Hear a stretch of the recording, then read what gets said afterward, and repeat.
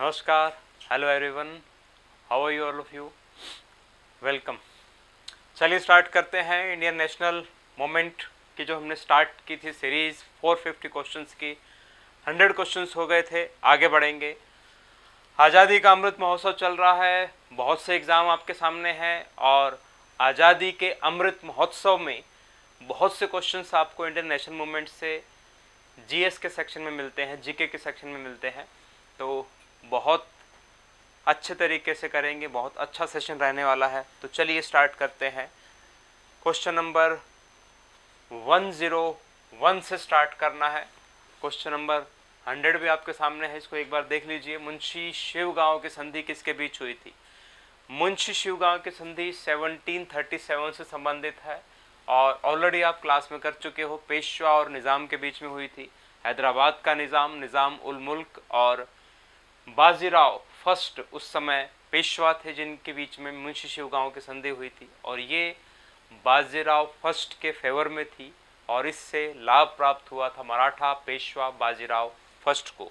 तो चलिए आगे बढ़ते हैं क्वेश्चन नंबर 101 के तरफ। अमृतसर की संधि किसके बीच में हुई थी? अमृतसर की संधि, दो अमृतसर की संधि हुई है।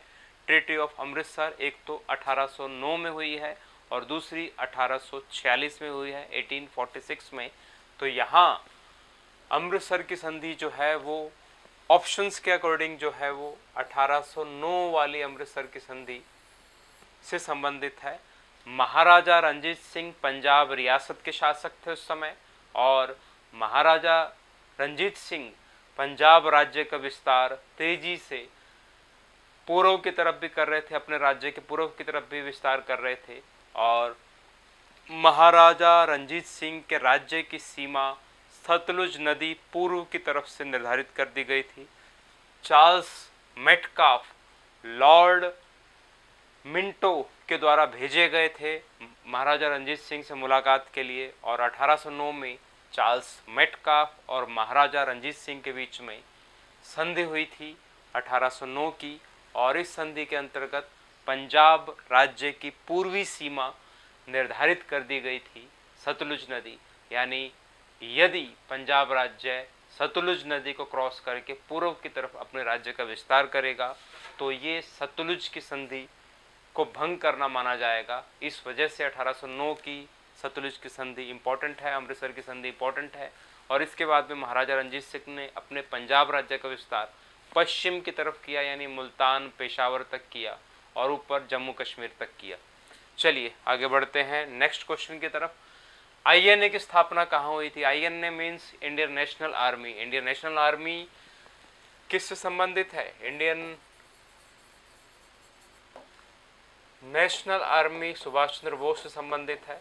इंडियन नेशनल आर्मी को हम आज़ाद हिंद फौज के नाम से भी जानते हैं और आज़ाद हिंद फौज की स्थापना कैप्टन मोहन सिंह के द्वारा की गई थी रास बिहारी बोस की प्रेरणा से, लेकिन 1943 में सुभाष चंद्र बोस के हाथ में कमान आ गई थी सिंगापुर में। इस वजह से हम बोल सकते हैं कि आईएनए की स्थापना कहाँ हुई?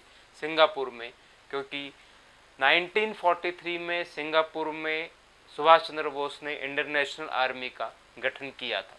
चलिए आगे बढ़ते हैं क्वेश्चन नंबर 103 की तरफ। कराची अधिवेशन में मुख्य रूप से क्या हुआ था? तो कराची अधिवेशन 1931 से संबंधित है। कराची अधिवेशन और सरदार वल्लभ भाई पटेल जो है कराची अधिवेशन में अध्यक्ष बने थे। भगत सिंह, राजगुरु, सुखदेव, इनको लाहौर षड्यंत्र केस में फांसी की सज़ा दी गई थी और जिस तारीख को फांसी की सज़ा दी गई थी उसके 6 दिन के बाद कराची अधिवेशन आयोजित किया गया था और महात्मा गांधी और कांग्रेस के बहुत से प्रमुख नेताओं को कराची अधिवेशन के दौरान कराची में विरोध प्रदर्शन का सामना करना पड़ा था, क्योंकि महात्मा गांधी और लॉर्ड इरविन के बीच में 1931 में जो गांधी इरविन समझौता हुआ था उस समय देश भर के नागरिकों ने महात्मा गांधी के ऊपर दबाव बनाया था, महात्मा गांधी से गुजारिश की थी भगत सिंह, राजगुरु, सुखदेव इनकी फांसी की सज़ा को टलवाने के लिए उस शर्त को उस पैक्ट के अंतर्गत शामिल करने के लिए आह्वान किया था, लेकिन महात्मा गांधी ने कोई विशेष उसमें मदद नहीं की। इस वजह से विरोध का सामना करना पड़ा था। खासकर नौजवान भारत सभा जो पंजाब से संबंधित थी उसके सदस्यों ने मुख्य रूप से विरोध किया था। और कराची अधिवेशन जो है, यहाँ ऑप्शन के अकॉर्डिंग मुख्य रूप से क्या हुआ था, तो कराची अधिवेशन मुख्य रूप से प्रमुख है मौलिक अधिकारों की व्याख्या के लिए, क्योंकि कराची अधिवेशन में फंडामेंटल राइट्स की डिमांड की गई थी। इसका प्रस्ताव पारित किया गया था ब्रिटिश सरकार के सामने, इस अधिवेशन में इसका प्रस्ताव पारित हुआ था। तो यहाँ ऑप्शन के अकॉर्डिंग हो जाएगा मौलिक अधिकारों की व्याख्या के लिए। चलिए आगे बढ़ते हैं। क्वेश्चन नंबर 104, कामागाटा मारू क्या था? 1914 से संबंधित है, 1914 से संबंधित है। इंडियन नेशनल मूवमेंट में कामागाटा मारू, ये क्वेश्चन बहुत बार रिपीट हो चुका है, बहुत से एग्जाम्स में मैं देख चुका हूँ। कामागाटा मारू एक जापानी समुद्री जहाज का नाम था और 376 भारतीय इस जापानी समुद्री जहाज में बैठकर भारत से गए थे वैंकूवर यानी कनाडा की तरफ। उस समय एशियाई लोगों का प्रवेश कनाडा और अमेरिका में प्रतिबंधित था और इस वजह से 1914 में कामागाटा मारू ये जापानी समुद्री जहाज जो किराए पर लिया गया था 376 भारतीयों के द्वारा, उस पर बैठकर ये लोग कनाडा गए, वैंकूवर गए। लेकिन कनाडा के समुद्री क्षेत्र में से इनको कनाडा में प्रवेश करने की अनुमति नहीं मिली। केवल 27 लोग ही प्रवेश कर पाए थे और लगभग 1 महीने तक वो जहाज उन्हीं हिस्सों पर अटलांटिक महासागर पर खड़ा रहा और बाद में ये भारत में वापस आया। और भारत में जब ये बजबज नामक जगह पर समुद्री जहाज बंगाली खाड़ी में वापस आया तो ब्रिटिश सेना ने इसके ऊपर, पुलिस ने इसके ऊपर फायरिंग की थी जिसमें बहुत से भारतीय मारे गए थे। तो कामागाटा मारू प्रकरण प्रथम क्रांतिकारी आंदोलन के दौरान 1914 से संबंधित है और ये एक जापानी समुद्री जहाज का नाम था। तो इसलिए कामागाटा मारू क्या था, तो हम बोल सकते हैं एक जापानी समुद्री जहाज। 1939 में हुए, नेक्स्ट क्वेश्चन की तरफ बढ़ रहे हैं। 1939 में हुए अखिल भारतीय राज्यों के लोगों के सम्मेलन की अध्यक्षता किसने की थी? तो 1939 में हुए ऑल इंडिया स्टेट के लोगों की जो कॉन्फ्रेंस हुई थी उसकी अध्यक्षता की थी जवाहरलाल नेहरू ने। प्रजामंडल और या फिर हम बोल सकते हैं लोगों की परिषद, रियासतों की परिषद, इनका सम्मेलन जो 1927 से स्टार्ट हुआ था उसके सम्मेलन की अध्यक्षता 1939 की जवाहरलाल नेहरू ने की थी। इससे आगे बढ़ते हैं। किसके अंतर्गत बंगाल का विभाजन रद्द कर दिया गया था? बंगाल का विभाजन कब हुआ था? 16 अक्टूबर 1905 को बंगाल का विभाजन कर दिया गया था। बंगाल को 2 हिस्सों में बांट दिया गया था, पूर्वी बंगाल और पश्चिम बंगाल के तौर पर। और लॉर्ड कर्जन के टाइम में बंगाल का विभाजन किया गया था और इसका हर तरफ विरोध हुआ था। भारतीय राष्ट्रीय आंदोलन में 1905 का बंगाल विभाजन जो है वो काफ़ी महत्वपूर्ण है, क्योंकि बंगाल विभाजन के पश्चात भारतीय राष्ट्रीय कांग्रेस के अंदर ऐसा एक नया गुट उभर कर आया जो तेजी से ब्रिटिश सरकार के विरोध में खड़ा हो गया था और जिसे हम गरम दल के नेता बोलते हैं। 12 दिसंबर 1911 को जो दिल्ली दरबार आयोजित किया गया था, उस दिल्ली दरबार के अवसर पर जॉर्ज पंचम ब्रिटिश शासक और महारानी मैरी का जो भारत में आगमन हुआ था, उस दौरान बंगाल विभाजन को रद्द करने की घोषणा की गई थी। असम अलग राज्य बनाया गया था और भारत की राजधानी परिवर्तन करने की इसमें घोषणा की गई थी, कलकत्ता से दिल्ली लाई जाएगी और इस वजह से हम बोल सकते हैं बंगाल विभाजन रद्द कर दिया गया 12 दिसंबर 1911 को। चलिए आगे बढ़ते हैं नेक्स्ट क्वेश्चन की तरफ। लाल कुर्ती, लाल कुर्ती 1930 से संबंधित है। लाल कुर्ती आंदोलन, यह जिसे हम बोल सकते हैं खुदाई खिदमतगार आंदोलन, खुदाई खिदमतगार सभा के द्वारा इसकी शुरुआत की गई थी और अलग पख्तूनिस्तान यानी पख्तून यानी पठानों के लिए अलग राज्य के निर्माण के लिए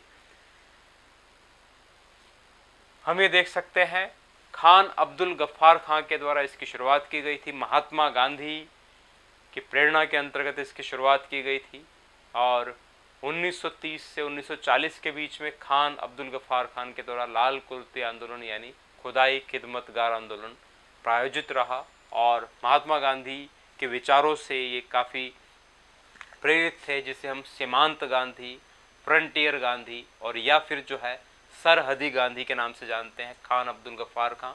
इसके द्वारा 1930 में खिदाई खुदमतगार आंदोलन या जिसे हम बोल सकते हैं लाल कुर्ते आंदोलन की शुरुआत की गई थी। चलिए नेक्स्ट क्वेश्चन की तरफ देखते हैं। क्रिप्स मिशन किस वर्ष भारत आया था? तो क्रिप्स मिशन भारत में आया था 1942 में। क्रिप्स मिशन जिसके अध्यक्ष थे स्टैफर्ड क्रिप्स, और क्रिप्स मिशन जो है भारत में मार्च 1942 में आया था, जिस समय भारत में यानी पूरे वर्ल्ड में सेकेंड वर्ल्ड वार चल रहा था और भारतीय लोगों के द्वारा फर्स्ट वर्ल्ड वार की तरह ब्रिटिश सरकार का, ब्रिटिश सेना का सहयोग नहीं दिया जा रहा था।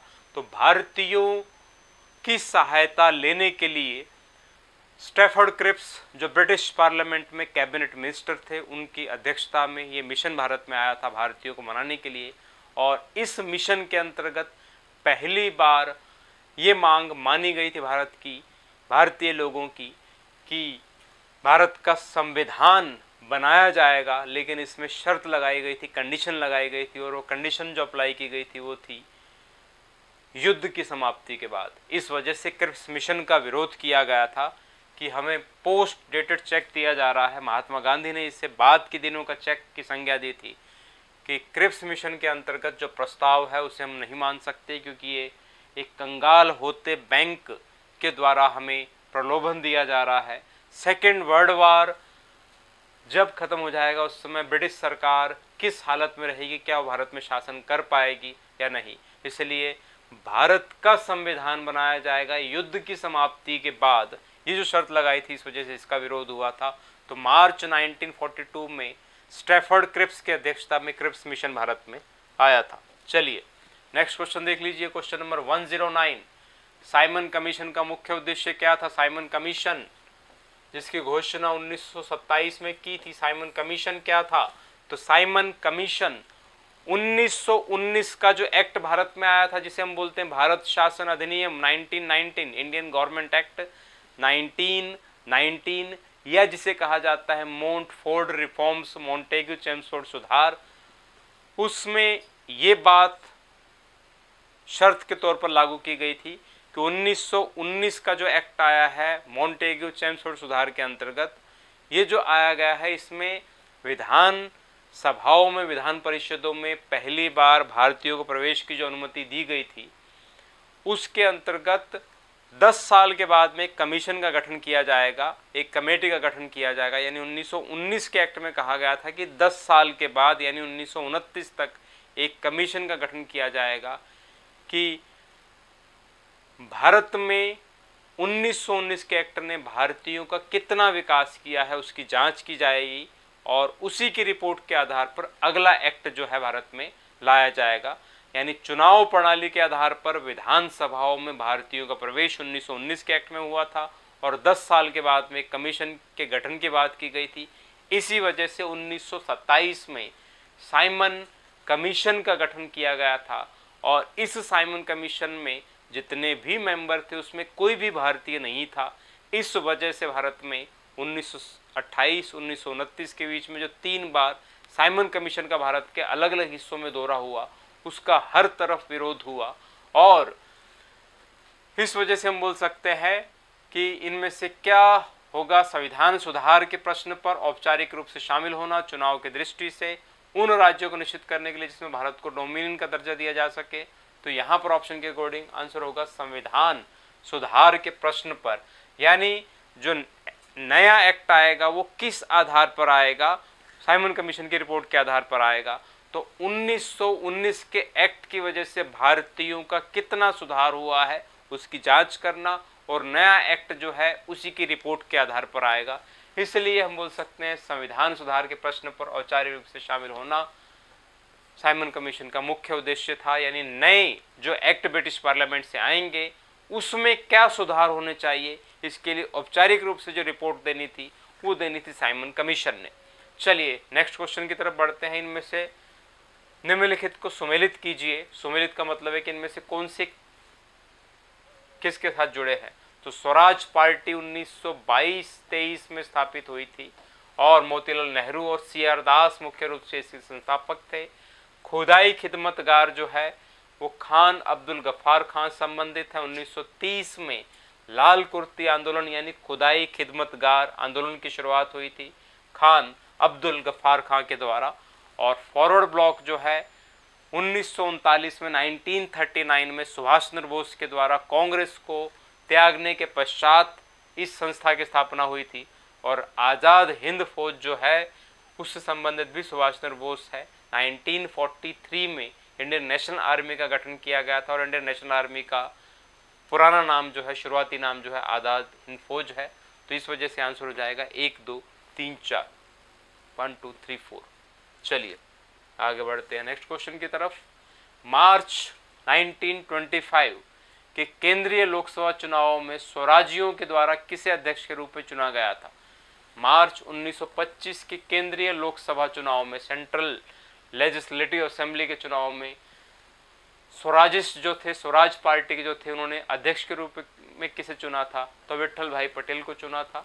1922 में असहयोग आंदोलन समाप्त होने के पश्चात कांग्रेस के कुछ ऐसे व्यक्ति जो राष्ट्रीय आंदोलन में भूमिका अदा करना चाहते थे, अंग्रेजों के साथ असहयोग करना चाहते थे और वो खफा थे महात्मा गांधी के असहयोग आंदोलन, नॉन कोऑपरेशन मूवमेंट को समाप्त करने से, और इन्होंने कांग्रेस से अलग होकर एक अलग पार्टी का गठन किया जिसे हम बोल सकते हैं स्वराज दल या स्वराज पार्टी। CR दास और मोतीलाल नेहरू मुख्य रूप से उसमें शामिल थे और इनका मुख्य उद्देश्य था कि हम आने वाले चुनावों में भाग लेंगे और ज़्यादा से ज़्यादा संख्या में केंद्रीय विधानसभा और प्रांतीय विधानसभा में जाएंगे और वहाँ जाकर जो कानून जो है बनाया जाता है ब्रिटिश सरकार के द्वारा उसमें असहयोग करेंगे, नॉन कोऑपरेशन करेंगे। और 1925 के चुनाव में उन्होंने भाग लिया। इनको कोई बहुत ज़्यादा सफलता नहीं प्राप्त हुई, लेकिन 1925 के चुनावों के पश्चात में इन्होंने अध्यक्ष के तौर पर विट्ठल भाई पटेल को जो है चुना था। चलिए आगे बढ़ते हैं। देश बंधु के नाम से किसे जाना जाता है। देश बंधु के नाम से जाना जाता है CR दास, चितरंजन दास को कहा जाता है देश बंधु।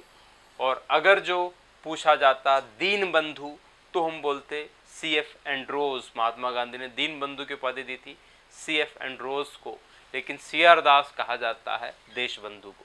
चलिए आगे बढ़ते हैं। क्वेश्चन नंबर 113, इनमें से किसने खिलाफत आंदोलन को हिंदू और मुसलमानों के एकीकृत होने को सुनहरे अवसर के रूप में देखा। खिलाफत आंदोलन आपको पता ही है 1920 से 22 के बीच में चला था। फर्स्ट वर्ल्ड वॉर में टर्की जो एक मुस्लिम कंट्री था उसने ब्रिटेन के खिलाफ युद्ध की घोषणा की हुई थी। यानी ब्रिटेन, फ्रांस और रशिया एक तरफ थे और दूसरी तरफ जर्मनी, टर्की और ऑस्ट्रिया शामिल थे। लेकिन फर्स्ट वर्ल्ड वॉर के ख़त्म होने के पश्चात में टर्की के शासक खलीफा को उसके पद से हटा दिया गया था। तो विश्व भर के मुसलमानों ने इसके खिलाफ बिगुल बजाया था और भारत में मौलाना अली, शौकत अली, अबुल कलाम आज़ाद जैसे प्रमुख जो मुस्लिम नेता थे उन्होंने भारत में खिलाफत आंदोलन की शुरुआत की थी कि टर्की के शासक को उसके पद पर बिठाया जाए, खलीफा के पद पर बिठाया जाए। और महात्मा गांधी ने इस आंदोलन को हिंदू मुस्लिम एकता के रूप में एक सुनहरे, एक गोल्डन पीरियड के तौर पर जो है एक गोल्डन चांस के रूप में देखा था। और महात्मा गांधी ने अली बंधुओं को प्रेरित किया था खिलाफत आंदोलन के लिए, जिसके लिए खिलाफत कमेटी का गठन किया गया। खिलाफत कमेटी का गठन किया गया। नेक्स्ट क्वेश्चन आपके सामने है क्वेश्चन नंबर 114। क्वेश्चन नंबर 114, 1915 में बालासोर में पुलिस के साथ किन उग्र क्रांतिकारियों ने आजीवन युद्ध किया था। क्रांतिकारी आंदोलन का पहला चरण जो 1902 से लेकर बल्कि 1897 से 1914 तक चला था और उसी क्रांतिकारी आंदोलन के पहले स्टेज के अंतर्गत 1915 में बालासोर जो आजकल के उड़ीसा में है, पुलिस के साथ में किन उग्र क्रांतिकारियों ने आजीवन युद्ध किया था। तो बाघा जतिन जिसे हम बोल सकते हैं, जिसका ओरिजिनल जो नाम है वो है जतेंद्र नाथ मुखर्जी,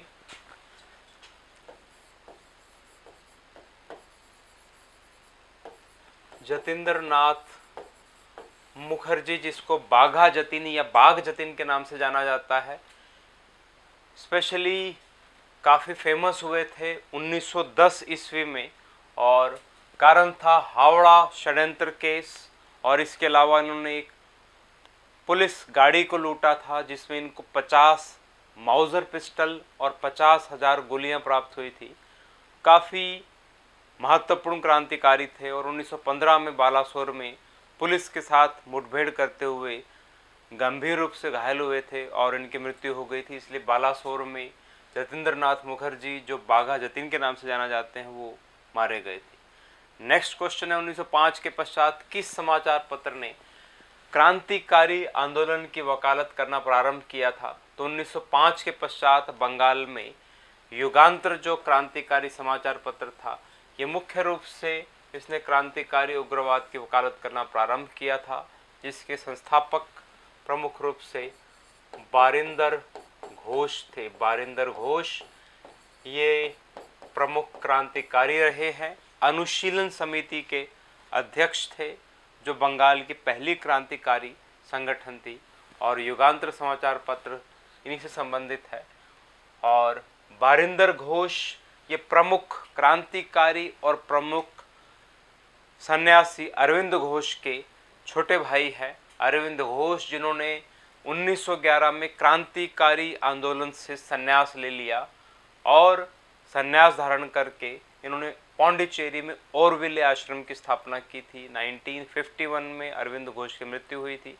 इससे पहले इन्होंने अध्यात्म के क्षेत्र में एक्स्ट्राऑर्डिनरी काम किया था। चलिए आगे बढ़ते हैं। क्वेश्चन नंबर 116, इनमें से किस घटना के कारण जिन्ना ने अपनी 14 सूत्री मांग प्रस्तुत की थी? जिन्ना का 14 सूत्री फार्मूला जो 1929 से संबंधित है, और जिन्ना का 14 सूत्री फार्मूला नेहरू रिपोर्ट के खिलाफ था। इससे पहले आपको ये देखना पड़ेगा कि 1928 का जो कांग्रेस का अधिवेशन बॉम्बे में हुआ था, उसमें संविधान की मांग की गई थी, जिसके अध्यक्ष थे मोतीलाल नेहरू। और ब्रिटिश सरकार ने इस तरीके से भारतीयों का मजाक उड़ाया था कि क्या भारतीय लोगों को संविधान की समझ है, और इसे एक चैलेंज के तौर पर लिया गया। कांग्रेस ने और बाकी दलों को मिलाकर एक सर्वदलीय सम्मेलन आयोजित किया गया, और उस सर्वदलीय सम्मेलन में मोतीलाल नेहरू की अध्यक्षता में एक कमेटी का गठन किया गया, जिसको ये टारगेट दिया गया कि वो भारत के संविधान का प्रारूप तैयार करे, ड्राफ्ट तैयार करे। और मोतीलाल नेहरू की अध्यक्षता में 1928 में भारत के संविधान का प्रस्ताव बनाया गया, और उसी प्रस्ताव को यानी प्रारूप को, ड्राफ्ट को कहा जाता है 1928 की नेहरू रिपोर्ट। और उस रिपोर्ट के खिलाफ 1929 में मोहम्मद अली जिन्ना ने नेहरू रिपोर्ट के खिलाफ अपनी जो 14 मांगे रखी, उसी को हम बोलते हैं नेहरू रिपोर्ट में रखे गए प्रस्ताव के बारे में भिन्न विचारधारा जो रखी, उसी को हम बोलते हैं जिन्ना का 14 सूत्री फार्मूला। यानी मोहम्मद अली जिन्ना का बोलना था कि जो प्रारूप तैयार किया गया है नेहरू रिपोर्ट के तौर पर, उसमें मुस्लिम समुदाय के लिए अलग से कोई व्यवस्था नहीं है, और उसी आधार पर मोहम्मद अली जिन्ना ने 14 मांगे सामने रखी, उसी को हम बोलते हैं जिन्ना का 14 सूत्री फार्मूला 1929।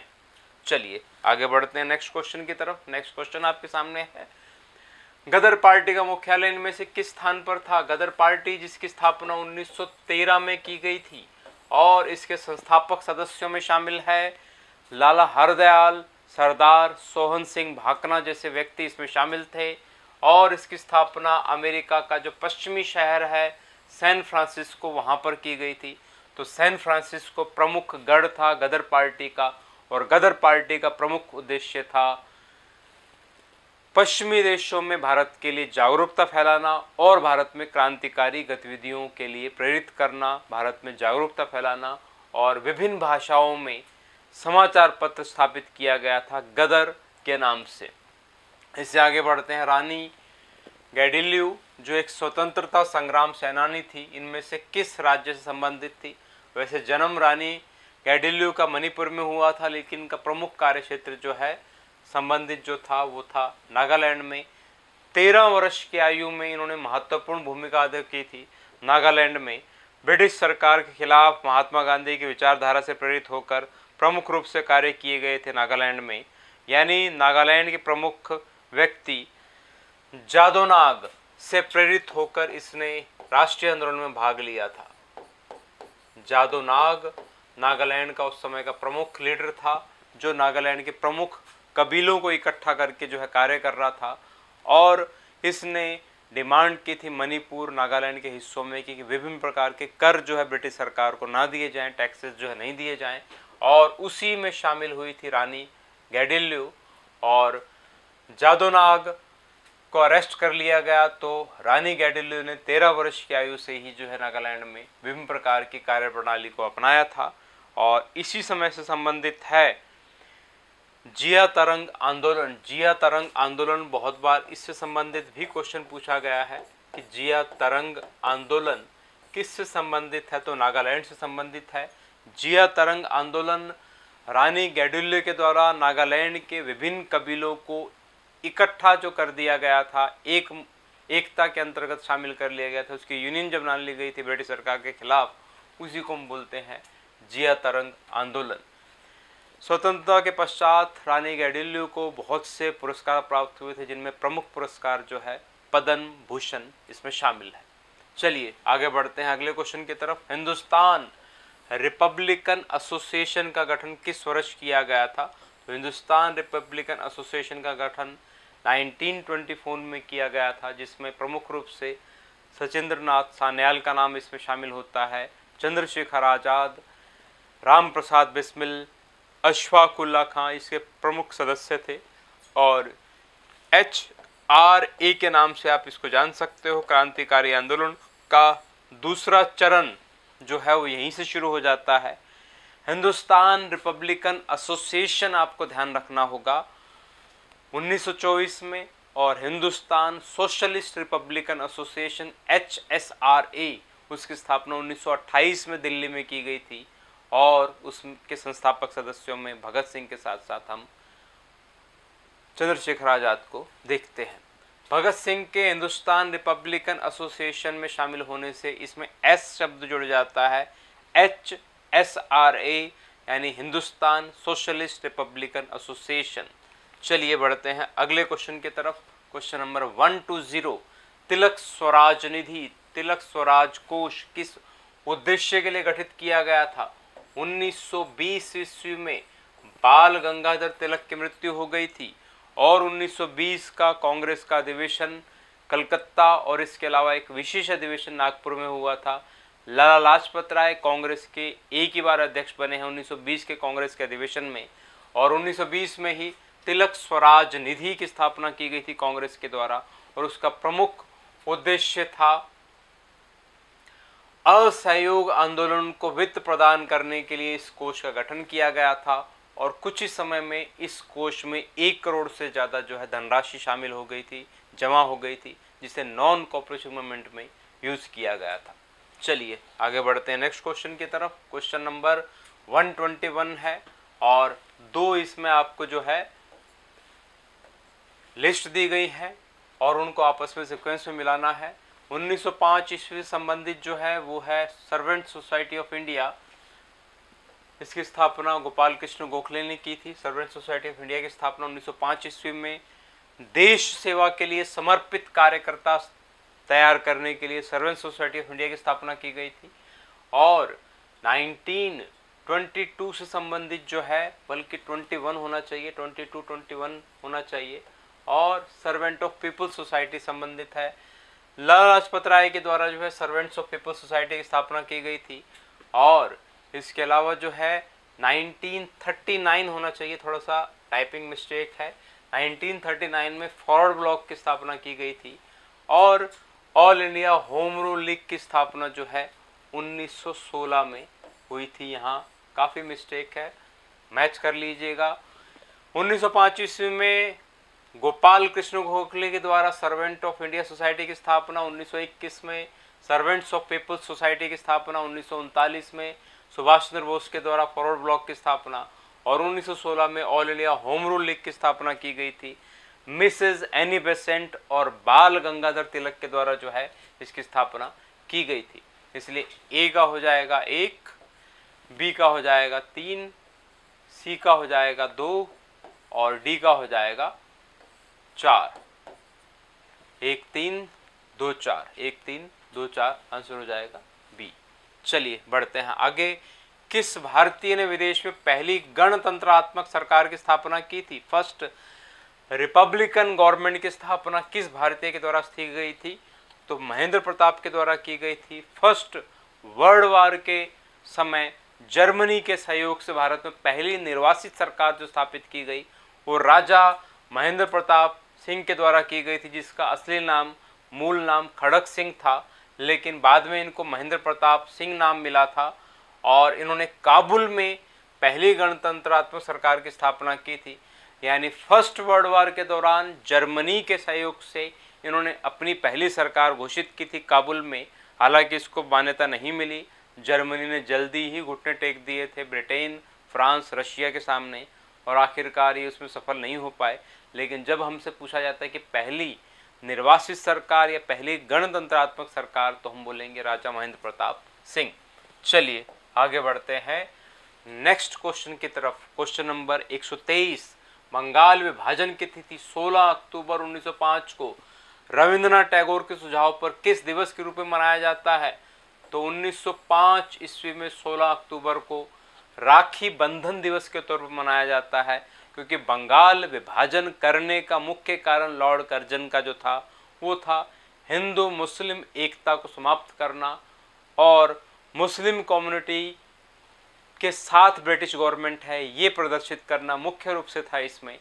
और इसलिए रविंद्रनाथ टैगोर जी ने आह्वान किया था कि जिस तारीख को बंगाल विभाजन किया जा रहा है उस तारीख को हिंदू और मुस्लिम एक दूसरे को राखी बांधकर अपनी एकता का प्रदर्शन करें, और इस वजह से हम बोल सकते हैं राखी बंधन दिवस। नेक्स्ट जो क्वेश्चन आपके सामने है, किस स्थान पर गदर पार्टी ने अंग्रेजों के विरुद्ध क्रांतिकारी आंदोलन चलाने की शपथ ली थी? तो शपथ जो ली थी वो ली थी सैन फ्रांसिस्को में, अमेरिका के सैन फ्रांसिस्को में। चलिए आगे बढ़ते हैं नेक्स्ट क्वेश्चन की तरफ। बंगाल की अखंडता एकता को अक्षुण्ण रखने के लिए संघ सभागार की नींव इनमें से किसने डाली थी? संघ सभागार की नींव जो है आनंद मोहन बोस ने डाली थी 1874 में। 1874 में आनंद मोहन बोस के द्वारा संघ सभागार यानी फेडरेशन यूनियन की स्थापना की गई थी कलकत्ता में। फेडरेशन यूनियन या संघ सभागार की स्थापना की गई थी आनंद मोहन बोस के द्वारा। नेक्स्ट जो क्वेश्चन है आपके सामने, क्वेश्चन नंबर 126। इनमें से सही क्रम का चयन कीजिए। स्वदेशी आंदोलन 1906 से संबंधित है। होम रूल लीग 1916 संबंधित है, इनको सीक्वेंस में लगवाना है। और मुस्लिम की स्थापना भी 1906 से संबंधित है। और पार्लियामेंट्री सुधार 1909 से संबंधित है। पार्लियामेंट्री सुधार 1909 से संबंधित है।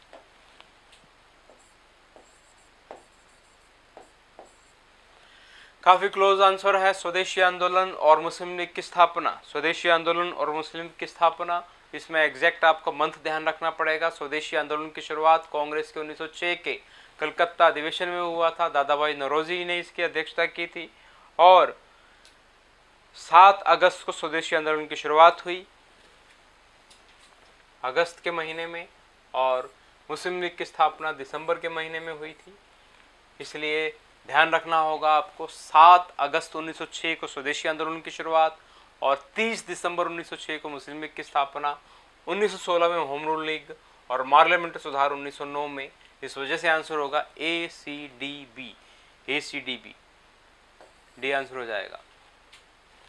कई बार इस टाइप के क्लोज आपको आते हैं तो उसमें आपको मंथ भी ध्यान रखना पड़ेगा। अगस्त 1906 स्वदेशी आंदोलन, दिसंबर 1906 मुस्लिम लीग की स्थापना। नेक्स्ट क्वेश्चन आपके सामने, भारतीय राष्ट्रीय सेना का गठन कब और किसने किया था? भारतीय राष्ट्रीय सेना यानी Indian national army, Indian national army या जिसे हम बोल सकते हैं INA की स्थापना 1943 में सुभाष चंद्र बोस ने सिंगापुर में की थी। पहले भी हम क्वेश्चन कर चुके हैं इस टाइप का। अगले क्वेश्चन की तरफ बढ़ते हैं। पूर्ण स्वराज की घोषणा के समय कांग्रेस का अध्यक्ष कौन था?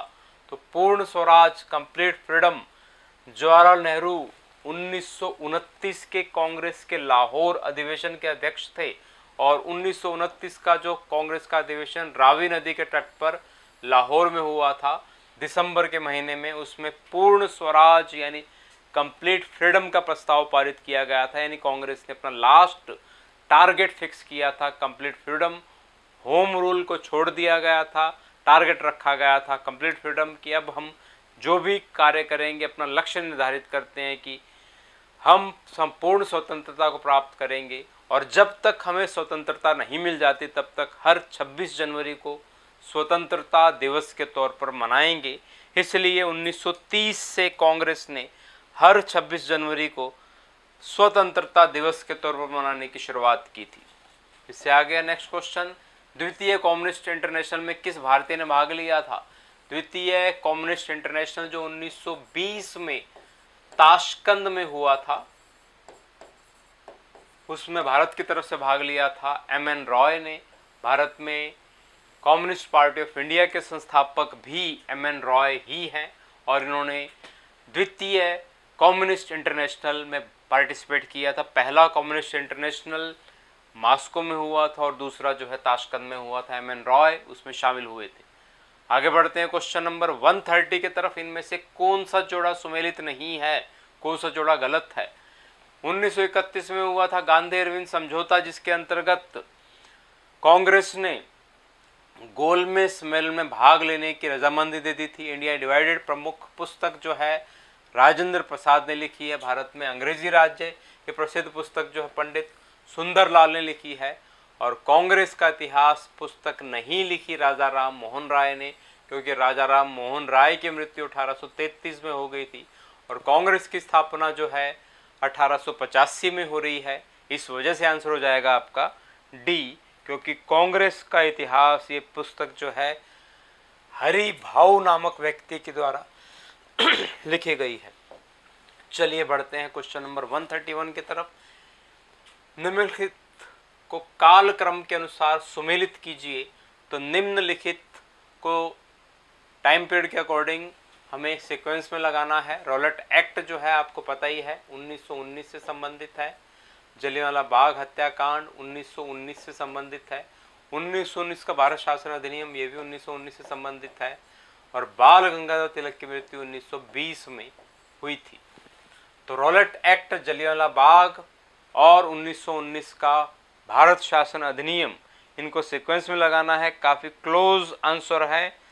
तो 18 मार्च 1919 से संबंधित है आपका रॉलेट एक्ट, मार्च के महीने संबंधित है। और जलियांवाला बाग हत्याकांड आपको पता ही है 13 अप्रैल 1919 को हुआ था, वैसाखी वाले दिन। और 1919 का भारत शासन अधिनियम दिसंबर के महीने में आया था। और बाल गंगाधर तिलक की मृत्यु जो है 1920 में हुई थी। इस वजह से आंसर होगा 1 2 3 4, 1 2 3 4। चलिए आगे बढ़ते हैं नेक्स्ट क्वेश्चन की तरफ। अनुशीलन समिति का संस्थापक इनमें से कौन था? तो अनुशीलन समिति बंगाल का पहला क्रांतिकारी संगठन और क्रांतिकारी आंदोलन के पहले चरण के अंतर्गत 1905 में इसकी स्थापना हुई थी और इसके संस्थापक थे अरविंद घोष के यंगर ब्रदर जो है वारिंदर। इससे आगे बढ़ते हैं नेक्स्ट क्वेश्चन की तरफ। यंग इंडिया का लेखक, तो यंग इंडिया प्रमुख मैगजीन जो है महात्मा गांधी के द्वारा शुरू की गई थी। 1919 में राष्ट्रीय आंदोलन में जब महात्मा गांधी ने भागीदारी की, कांग्रेस की सदस्यता ग्रहण की और 1919 में ही महात्मा गांधी ने यंग इंडिया अंग्रेजी समाचार पत्र की शुरुआत की। चलिए आगे बढ़ते हैं नेक्स्ट क्वेश्चन की तरफ। इंडिया विंस फ्रीडम के लेखक थे। इंडिया विंस फ्रीडम जो है मौलाना अबुल कलाम आज़ाद से संबंधित है और शुरुआत से ही विवादों में रही। काफ़ी लंबे टाइम तक इसके ऊपर बैन लगाया गया था। बाद में 1988 में ऑफिशियल तौर पर जो इसे पब्लिश किया गया था, क्योंकि डॉक्टर राजेंद्र प्रसाद की प्रसिद्ध पुस्तक है इंडिया डिवाइडेड, जवाहरलाल नेहरू की प्रसिद्ध पुस्तक है डिस्कवरी ऑफ इंडिया और अबुल कलाम आज़ाद की उससे मिलता जुलता नाम है इंडिया विंस फ्रीडम। चलिए आगे बढ़ते हैं। नव राष्ट्रवादी जिसे हम उग्रवाद के तौर पर भी देखते हैं, गरम दल के नेता के तौर पर भी देखते हैं, तो नव राष्ट्रवादियों की पदवी इनमें से किसे दी गई थी? तो नव राष्ट्रवादी बंगाल विभाजन के बाद में लाल बाल पाल जो उभर कर आए थे उन्हें कहा जाता है अलगाववादियों को, यानी गरम दल के नेताओं को। चलिए अगला क्वेश्चन देख लीजिए। 1907 का सूरत अधिवेशन का नरमपंथियों और अलगाववादियों के बीच क्या त्वरित कारण था, यानी उसका तात्कालिक कारण था। 1907 का सूरत अधिवेशन जिसमें गरम दल के नेता चाहते थे कि लाला लाजपत राय को कांग्रेस का अध्यक्ष बनाना जाए, क्योंकि 1905 से ही गरम दल के नेता लगातार कोशिश कर रहे थे कि कांग्रेस का जो कार्यप्रणाली है वो अंग्रेजों के डायरेक्ट खिलाफ हो, लेकिन नरम दल के नेता धीरे धीरे जो है खिलाफत की तरफ जा रहे थे, और इस वजह से 1907 तक आते आते गरम दल के नेताओं को ये लगा कि जब तक उन तीनों में से कोई अध्यक्ष नहीं बन जाता कांग्रेस का, तब तक वो अपनी विचारधाराओं को नहीं लागू कर पाएंगे कांग्रेस के अंदर। इस वजह से जब 1907 का सूरत अधिवेशन हुआ तो इसमें लाला लाजपत राय को कांग्रेस का अध्यक्ष बनाए जाने की उन्होंने कोशिश की, लेकिन नरम दल के नेताओं ने इन तीनों को कांग्रेस से निष्कासित कर दिया और लाला लाजपत राय की जगह पर रास बिहारी घोष को कांग्रेस का अध्यक्ष बनाया। इसलिए हम बोल सकते हैं इसके विभाजन का कारण था भारतीय राष्ट्रीय कांग्रेस के अध्यक्ष पद का चुनाव। नेक्स्ट क्वेश्चन की तरफ बढ़ेंगे। अगला क्वेश्चन आपके सामने है, क्वेश्चन नंबर 137। कैबिनेट मिशन के किस प्रस्ताव के बारे में कांग्रेस और मुस्लिम लीग के मध्य वैचारिक भिन्नता थी? तो कैबिनेट मिशन जो 1946 से संबंधित है, मार्च 1946 संबंधित है। ब्रिटिश पार्लियामेंट के 3 कैबिनेट मंत्री स्टैफर्ड क्रिप्स, अलेक्जेंडर और इसके अलावा पैथिक लॉरेंस भारत में आए थे, और उसी को हम बोलते हैं कैबिनेट मिशन। कि सत्ता का हस्तांतरण यानी पावर ट्रांसफर जो है अंग्रेजों से भारतीयों को किस प्रकार से की जाए, इस प्रस्ताव के ऊपर चर्चा के लिए थे। लेकिन इसमें कांग्रेस और मुस्लिम लीग के बीच में वैचारिक जो भिन्नता थी उसका प्रमुख कारण जो था वो था भारत का संविधान बनाया जाए, और संविधान बनाने के लिए एक संविधान सभा का गठन किया जाए, और उसी संविधान सभा में से जो है एक अंतिम सरकार बनाने की योजना की जाए। इसके लिए मुस्लिम लीग तैयार नहीं थी। मुस्लिम लीग की डिमांड थी कि पाकिस्तान अलग से बनाया जाए, उसका संविधान अलग से बनाया जाए, उसके लिए अंतरिम सरकार अलग से बनाई जाए। इस वजह से इस मुद्दे के ऊपर इनके बीच में वैचारिक भिन्नता थी। चलिए आगे बढ़ते हैं अगले क्वेश्चन की तरफ। क्वेश्चन नंबर 138 आपके सामने है। इनमें से कौन सा जोड़ा गलत है? Indian mirror, independent, unhappy India और अभ्युदय, यानी कौन सी बुक किसने नहीं लिखी? तो इंडियन मिरर जो है केशव चंद्र सेन की बुक है, इंडिपेंडेंट मोतीलाल नेहरू की है, अनहैप्पी इंडिया लाला लाजपत राय की बुक है, अभ्युदय जो है वो महात्मा गांधी की बुक नहीं है। तो जो जोड़ा गलत है वो है अभ्युदय महात्मा गांधी, क्योंकि महात्मा गांधी की प्रसिद्ध पुस्तक जो है वो है हिंद स्वराज, और इसके अलावा महात्मा गांधी की प्रसिद्ध पुस्तक है माय एक्सपेरिमेंट विद ट्रुथ, प्रमुख पुस्तक है। अभ्युदय जो है वो संबंधित है नरेंद्र कोहली से। नरेंद्र कोहली ने पुस्तक लिखी है अभ्युदय। चलो आगे बढ़ते हैं अगले क्वेश्चन की तरफ। खिलाफत आंदोलन में प्रमुख भूमिका थी। खिलाफत आंदोलन आपको पता ही हो 1920 से 22 के बीच में चला था, और टर्की के शासक खलीफा को उसके पद से हटाने के खिलाफ शुरू किया गया था, और टर्की के शासक खलीफा को उसके पद पर वापस करने के लिए आंदोलन शुरू किया गया था। मोहम्मद अली, शौकत अली और अबुल कलाम आज़ाद 1, 2 और 4 जो है वो प्रमुख रूप से इनकी भूमिका थी। इसमें लियाकत अली इसमें शामिल नहीं थे। लियाकत अली बाद में प्रमुख हुए हैं, और पाकिस्तान के पहले प्राइम मिनिस्टर जो है वो लियाकत अली बने थे, जो इस समय खिलाफत आंदोलन के साथ नहीं जुड़े हुए थे। इसलिए आंसर हो जाएगा 1, 2 और 4। चलिए आगे बढ़े। नेक्स्ट क्वेश्चन आपके सामने क्वेश्चन नंबर 140। 1911 में सोशल सर्विस लीग की स्थापना किसने की थी? तो सोशल सर्विस लीग 1911 में स्थापित किया गया था। नारायण मल्हार जोशी है जिसे हम बोल सकते हैं NM जोशी, और इसकी स्थापना का प्रमुख उद्देश्य था सोशल सर्विस लीग, यानी बाढ़, भूकंप या नेचुरल डिजास्टर कोई भी हो उसके लिए प्रमुख जो कार्यकर्ता तैयार करने के लिए, लोगों को मुख्य रूप से शामिल करने के लिए सोशल सर्विस लीग की स्थापना NM जोशी के द्वारा की गई थी। और आने वाले टाइम में आपको पता ही है NM जोशी ने 1920 में एटोक की स्थापना की थी। एटोक यानी all India trade union Congress. इससे आगे बावेल योजना। बावेल योजना की जगह पर यह होना चाहिए था वेवेल योजना। लॉर्ड वेवेल ने 1945 में एक प्लान तैयार किया है जिसे हम बोल सकते हैं 1945 का वेवेल प्लान, बावेल प्लान। इसके अंतर्गत व्यवस्था की गई थी भारत का संविधान बनाया जाए। इसके लिए इसके अलावा जो है गवर्नर जनरल की अध्यक्षता में जो है एक राष्ट्रीय सरकार का गठन हो, जो गवर्नर जनरल जो है बिना किसी खास मामलों में वीटो पावर का यूज ना कर पाए, और भारत के सैन्य प्रमुख के अलावा गवर्नर जनरल की काउंसिल में सभी के सभी सदस्य जो है भारतीय हो, इस प्रकार की इसमें व्यवस्था थी। लेकिन 1945 में वेवेल योजना के ऊपर चर्चा करने के लिए जो शिमला सम्मेलन आयोजित किया गया था, उसमें कांग्रेस की तरफ से मौलाना अबुल कलाम आज़ाद ने भाग लिया था, मुस्लिम लीग की तरफ से मोहम्मद अली जिन्ना ने भाग लिया था, और इसमें कांग्रेस और मुस्लिम लीग के बीच में समझौता तैयार नहीं हो पाया था, इसलिए वेवेल योजना जो है वो लागू नहीं हो पाई थी। यानी आरक्षण जो मुसलमानों को असेंबली में दिया जाएगा, वो आरक्षण केवल मुस्लिम लीग के ही व्यक्तियों को दिया जाए, इस बात पर मोहम्मद अली जिन्ना जो है अड़े हुए थे। जबकि मौलाना अबुल कलाम आज़ाद का बोलना था कि मुस्लिम, चाहे मुस्लिम लीग से हो, कांग्रेस से हो या किसी भी पार्टी संबंधित ना हो, उन सभी को आरक्षण लेने का अधिकार होगा। लेकिन मोहम्मद अली जिन्ना का बोलना था कि मुस्लिम का मतलब है, मुस्लिम प्रतिनिधित्व का मतलब है कि केवल मुस्लिम लीग के व्यक्ति ही मुस्लिम प्रतिनिधित्व के लिए तैयार होने चाहिए। इसी आधार पर ये शिमला सम्मेलन जो है असफल घोषित कर दिया गया था। उसी को हम वेवेल योजना के नाम से भी जानते हैं। चलिए आगे बढ़ते हैं नेक्स्ट क्वेश्चन की तरफ। किस आतंकवादी गतिविधि के लिए भगत सिंह, राजगुरु और सुखदेव को 23 मार्च 1931 को फांसी की सजा दी गई थी?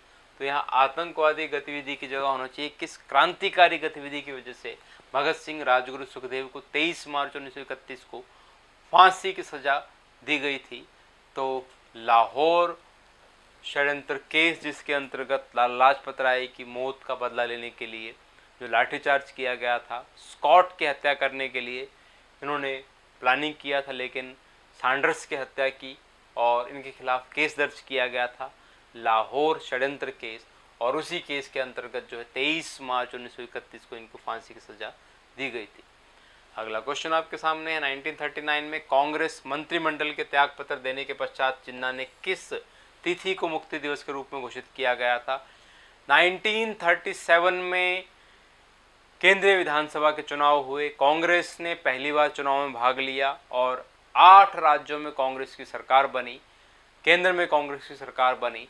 लेकिन इसी बीच सेकेंड वर्ल्ड वॉर की शुरुआत हुई। गवर्नर जनरल लॉर्ड लिनलिथगो ने बिना कांग्रेस सरकार से पूछे भारत को सेकेंड वर्ल्ड वॉर में शामिल कर दिया। इसी वजह से कांग्रेस ने मंत्रिमंडल से त्यागपत्र दे दिया और इस वजह से 2 दिसंबर 1939 को मोहम्मद अली जिन्ना ने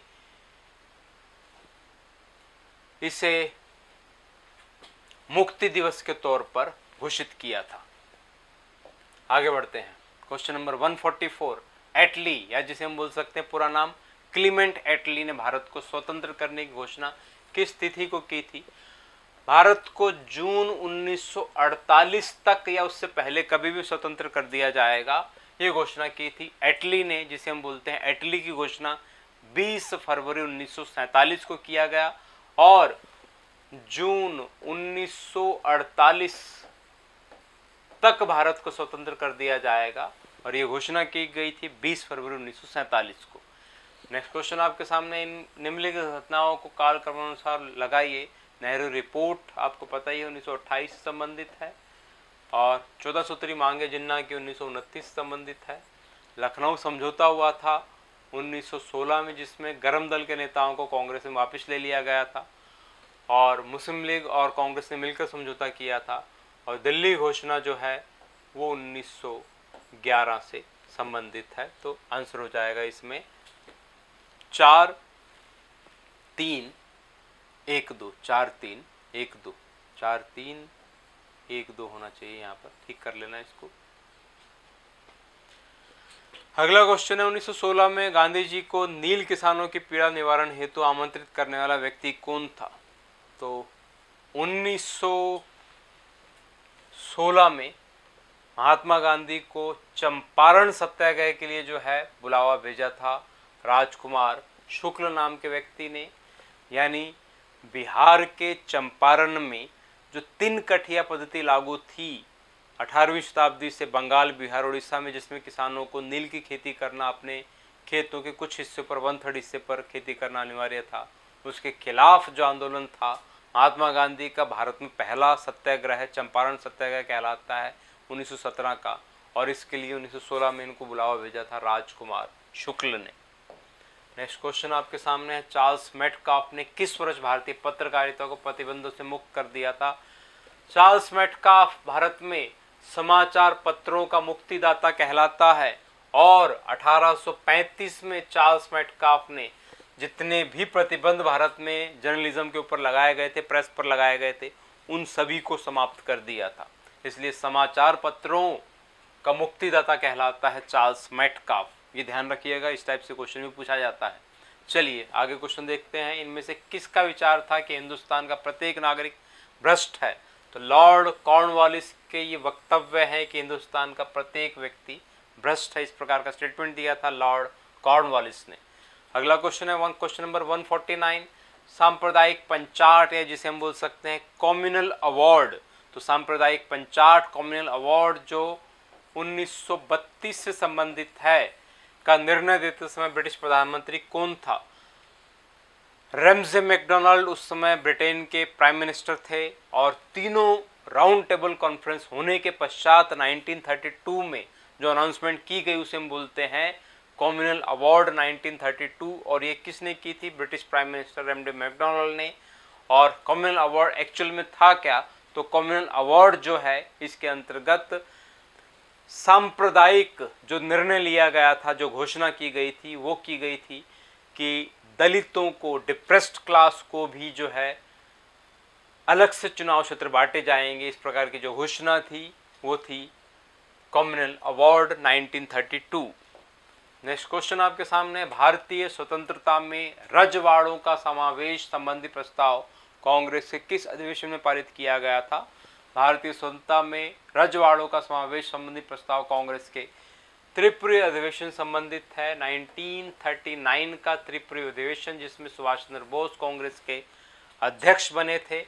1939 का कांग्रेस का अधिवेशन मध्य प्रदेश के जबलपुर के पास त्रिपुरी में हुआ था, जिसमें कांग्रेस के अध्यक्ष के पद के चुनाव पर सुभाष चंद्र बोस खड़े हुए थे, और महात्मा गांधी ने विरोध किया था सुभाष चंद्र बोस का, और महात्मा गांधी ने सुभाष चंद्र बोस के खिलाफ अपना उम्मीदवार अध्यक्ष के तौर पर खड़ा किया था, पट्टाभी सीतारमैया, लेकिन वो चुनाव हार गए थे, और त्रिपुरी अधिवेशन में सुभाष चंद्र बोस कांग्रेस के अध्यक्ष बने थे। बाद में सुभाष चंद्र बोस ने त्यागपत्र दे दिया, और बाद में जो है अध्यक्ष बने आपका राजेंद्र प्रसाद, डॉक्टर राजेंद्र प्रसाद। इससे आगे बढ़ते हैं। इनमें से निम्नलिखित समाज और संस्थापकों में से कौन शामिल नहीं है? थियोसॉफिकल सोसाइटी जो 1875 में बनी थी, इसके संस्थापक मैडम ब्लावर्ट्स्की है। प्रार्थना समाज 1867 में स्थापित हुआ था। आत्माराम पांडुरंग, पुणे में इसकी स्थापना। आर्य समाज की स्थापना 1875 में स्वामी दयानंद सरस्वती के द्वारा की गई थी। और रामकृष्ण मिशन आपको पता ही है, 1896 में इसकी स्थापना स्वामी विवेकानंद के द्वारा की गई थी। आर्य समाज के संस्थापक स्वामी दयानंद सरस्वती है, केशव चंद्र सेन नहीं है, इसलिए आंसर हो जाएगा सी। तो यहाँ पर आज का सेशन समाप्त हो जाता है। इसके बाद में नेक्स्ट जो है क्लास में मिलते हैं हम, तब तक के लिए धन्यवाद।